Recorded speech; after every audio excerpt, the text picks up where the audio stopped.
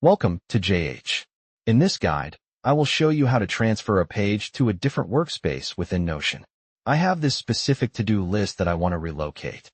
To begin, navigate to the top right and click on the three dots, then select the Move option. Initially, you will only see your team spaces and suggested pages. To move it to a completely different workspace, click on the workspace name at the bottom of the menu and select your target destination.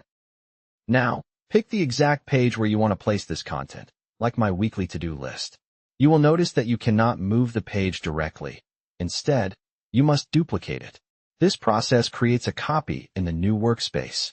Click on I understand and duplicate to continue. Your content will now be copied, and the system will take you directly to the new workspace where your to-do list is located. You can click to expand it and verify that it has been successfully moved. Thank you for watching. If this was helpful, please like the video and subscribe for more tutorials. Goodbye.